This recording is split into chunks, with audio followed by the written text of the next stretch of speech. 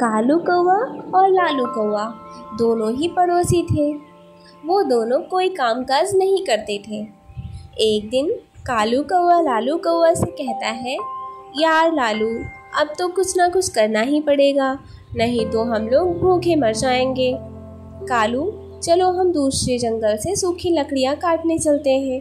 ठंड के दिन है, सूखी लकड़ियाँ अच्छी कीमत में बिक जाएंगी। कालू को उसकी बात पसंद आ जाती है और फिर दोनों दोस्त अपनी अपनी कुल्हाड़ी लेकर दूसरे जंगल में चले जाते हैं। हम दोनों साथ में काम करेंगे और लकड़ियाँ बिकने पर जो मुनाफा होगा उसे आपस में बांट लेंगे। फिर वो दोनों लकड़ियाँ काटने लगते हैं। लालू कौवा एक सूखा पेड़ काट रहा था। तभी उस पेड़ की खोखल में कुछ दिखाई देता है। कालू, जल्दी यहाँ आओ, यहाँ कुछ है। जल्दी से कालू भागता हुआ वहाँ आता है। यह पुरानी मटकी इस पेड़ में कहाँ से आई? इसमें तो खजाना है। मेरी तो किस्मत खुल गई, मुझे तो खजाना मिल गया। मुझे नहीं, हम दोनों को। हम दोनों एक साथ काम करने आए थे, इसलिए यह खजाना हम दोनों का है। थोड़ी देर सोचने के बाद कालू कौवा का दोस्त लालू कौवा मान जाता है। अब हम दोनों को लकड़ियाँ काटने की कोई ज़रूरत नहीं है, हम दोनों के लिए यह खजाना काफ़ी है। फिर कालू कौवा और उसका दोस्त खजाना लेकर घर की तरफ लौटते हैं। रास्ते में अंधेरा हो जाता है। कालू कौवा लालू कौवा से कहता है, दोस्त, अंधेरा हो गया है और आगे का रास्ता बहुत खतरनाक है। हम ऐसा करते हैं, क्या खजाना किसी पेड़ के नीचे छुपा देते हैं और कल सुबह आकर हम लोग यह खजाना ले जाएंगे। कोई चोर हमसे खजाना छीन ले, उससे अच्छा हम इस पेड़ में छुपा देते हैं। फिर कालू और उसका दोस्त खजाना वाली मटकी उस पेड़ के पास छुपा देता है और वापस अपने घर को लौट जाते हैं। कालू कौवा तो सो जाता है, मगर कालू अभी तक जाग रहा था क्योंकि सारा खजाना खुद लेने का सोच रहा था। लालू तो सो गया होगा, मैं अभी जाकर वह खजाना निकाल लेता हूँ।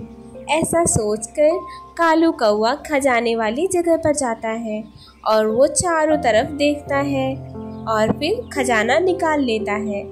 अब ये सारा खजाना तो मेरा हुआ। मैं लालू से बोल दूंगा कि कोई चोर ले गया होगा। फिर कालू कौवा अपने घर वो खजाना छुपा देता है। सुबह हो जाती है। लालू कौवा जल्दी से उठकर कालू के घर आता है। कालू दोस्त, चलो, कहीं ऐसा ना हो कि कोई चोर हमारा खजाना निकाल कर ले जाए। हाँ लालू, जल्दी चलो, मैं तो तुमसे तब से ही इंतज़ार कर रहा था। फिर वो दोनों उसी जगह पर जाते हैं जहाँ उन्होंने रात को खजाना छुपाया था। अरे कालू, यहाँ तो खजाना नहीं है।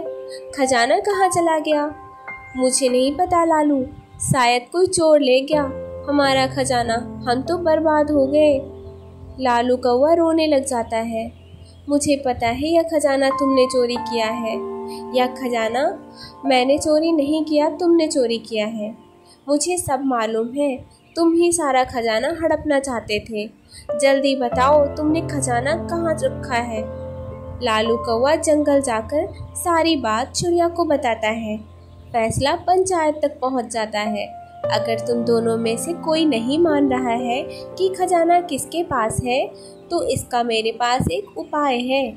चिड़िया बहन, जल्दी से बताओ, अगर वो खजाना मिल गया तो मैं आप सबको उसमें से हिस्सा दूंगा। अच्छा, तो कालू, अगर वो खजाना मिल गया है तो क्या आप भी उसमें से हम सबको हिस्सा दोगे? तुम सबको हिस्सा क्यों दूंगा? वो खजाना हमें मिला था, इसलिए वो हमारा है। मुझे पूरा भरोसा है वो खजाना इस लालू कौवे के पास ही है। फिर चिड़िया और कबूतर सलाह को, जिससे पेड़ खुद हमें बोलकर बताएगा कि खजाना किसके पास है। हम लोग कल सुबह वहाँ जाएंगे और पेड़ से पूछेंगे कि खजाना किसने चुराया है। यह सुनकर लालू कौवा बहुत खुश हो जाता है और कालू परेशान हो जाता है। सब अपने घर की तरफ चले जाते हैं। और कालू कौवा भागता हुआ अपने मामा जी के पास जाता है। मामा जी, अब तो कल ऐसा ही उपाय बचा है कि आप पेड़ में छुप के बैठ जाइए और जब चिड़िया पूछे तो आप बोल देना कि खजाना लालू कौवे ने चुराया है। हाँ कालू, मैं यह काम कर दूंगा, लेकिन मुझे इस काम में खजाने में कितना हिस्सा मिलेगा? मामा जी, किसी तरह वह खजाना पूरा का पूरा हमें मिल जाए तो हम दोनों उसे आपस में बांट लेंगे। फिर दूसरे दिन सभी पक्षी वहां पहुंच जाते हैं जहां कालू कौवे ने खजाना छुपाया था। चिड़िया पेड़ से पूछती है, पेड़ अंकल, क्या आप हमें बता सकते हैं कि खजाना किसने चुराया है? ऊपर पेड़ में छुपा हुआ कालू कौवे का मामा बोलता है, लालू ने खजाना चुराया है, लालू कौवे ने खजाना चुराया है। यह सुनकर कालू कौवा बहुत खुश हो जाता है। सुन लिया सबने, चोर मैं नहीं, चोर यह लालू कौवा है। अब जल्दी से मेरा खजाना मुझे दिलवाए। मगर चिड़िया बहुत होशियार थी। वो कहती है, यह पेड़ तो झूठ बोल रहा है, इसमें आग लगा दो, तब यह सच बताएगा। आग लगने की सुनकर कालू कौवे का मामा जल्दी से पेड़ से बाहर निकल आता है। अरे अरे, आग मत लगाना, मैं इसी में जलकर मर जाऊंगा। खजाना इस कालू कौवे के पास ही है। ऐसे कालू कौवे का झूठ पकड़ा जाता है और सारा खजाना लालू कौवे को मिल जाता है। जंगल में बहुत तेज गर्मी पड़ी थी, जिससे पक्षियों को खाने को भोजन और पीने को पानी कहीं नहीं मिल रहा था। सारे पक्षी परेशान थे। कबूतर, अगर ऐसा ही कुछ दिनों तक चलता रहा तो हम भूखे मर जाएंगे। हाँ यार कालू, 2 दिनों से मैंने कुछ भी नहीं खाया है, हालत बहुत खराब है। चिड़िया बहन, आपके क्या हाल है? कबूतर भैया, मैं भी आप लोग से अलग थोड़ी ना हूँ, मैं भी भूखी हूँ। मैंने किसी पक्षी से सुना है, अगर हम पास वाले जंगल जाएं तो वहाँ हमें भोजन और पानी सब मिल सकता है। कबूतर भैया, क्यों ना हम तीनों कुछ दिनों के लिए उसी जंगल में चले? बात तो तुम्हारी सही है चिड़िया बहन, चलो चलते हैं। फिर टूनी, चिड़िया, कालू कौवा और कबूतर पास वाले जंगल में चले जाते हैं। अरे वो देखो, वहाँ एक बूढ़ी बच्ची बैठी है, उससे चलकर पूछते हैं, बूढ़ी माँ जी, हम सभी पक्षी दूसरे जंगल से आए हैं। हमारे जंगल में भोजन पानी की कमी हो गई है, इसलिए हम यहाँ इस जंगल में आए हैं। आप कृपया करके हमें यह बता दें कि हमारा घर बनाना कहाँ सुरक्षित होगा। बेटा, यहाँ से थोड़ी दूर पर 3 पेड़ हैं, वो पेड़ अभी खाली हैं। आप तीनों अपना अपना घर उन पेड़ों पर बना लें। आपका बहुत बहुत धन्यवाद माँ जी, आपने हमारी मदद की। मिल गए वो 3 पेड़, मिल गए। इस आम के पेड़ पर मैं अपना घर बनाऊंगा और इस संतरे के पेड़ पर मैं अपना घर बनाऊंगा। कालू भैया, कबूतर भैया, आप दोनों ने एक एक पेड़ ले लिया, लेकिन यह तीसरा पेड़ तो सूखा है। मैं कैसे इस पर अपना घर बनाऊंगी? मैं भी आप लोगों के साथ अपना घर बना लेती हूँ। बिल्कुल नहीं चिड़िया, मैं अपने आम के पेड़ पर तुम्हें अपना घर बनाने नहीं दूंगा। कालू भैया, मुझे पता था आप बहुत स्वार्थी हो। कबूतर भैया मेरी मदद जरूर करेंगे। नहीं नहीं चिड़िया, मैं भी तुम्हें अपने संतरे के पेड़ पर घर नहीं बनाने दूंगा। अपने दोनों दोस्तों की बात सुनकर चिड़िया बहुत निराश हो जाती है और सूखे पेड़ पर अपना घर बनाने लगती है। घर बनाते बनाते टूनी चिड़िया को शाम हो गई। उसे भूख लगी थी, लेकिन उसके पास खाने को कुछ भी नहीं था। अब मैं क्या करूं? रात होने वाली है, भूख भी लगी है। मैं ऐसा करती हूँ, कालू भैया से थोड़ा आम मांग लेती हूँ। कालू भैया, ओ कालू भैया, मुझे भूख लगी है, एक आम मुझे दे दो। नहीं नहीं चिड़िया, मैं अपने पेड़ से एक भी आम तुम्हें नहीं दूंगा। जाओ कबूतर के पास।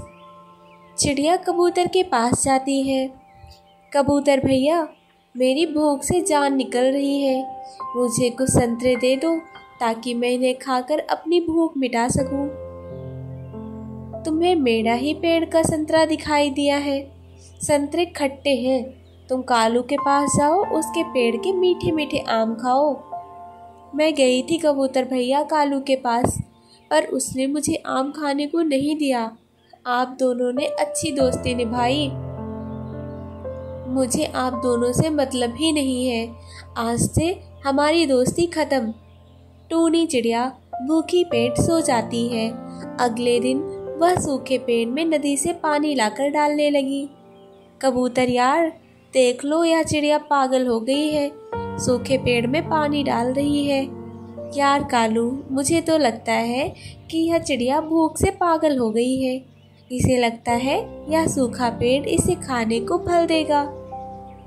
टूनी चिड़िया उन दोनों की बातों को सुनती रहती है और पानी देती रहती है।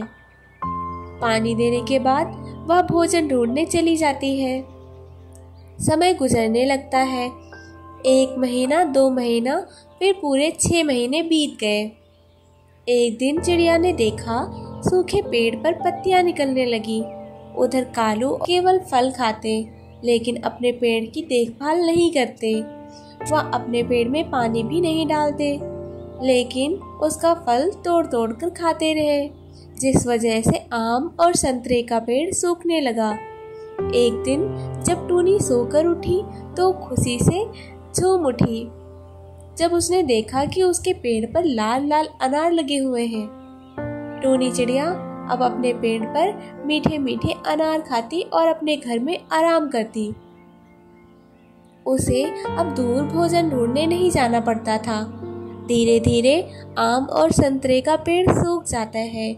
पेड़ सूखने के बाद कालू और कबूतर टूनी के पास आते हैं। टूनी बहन, हमें माफ़ कर दे, हमने आपके साथ बहुत बुरा किया है।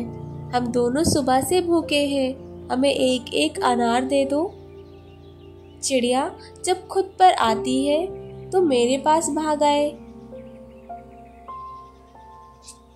भागो यहाँ से, मैं तुम दोनों की कोई मदद नहीं कर सकती।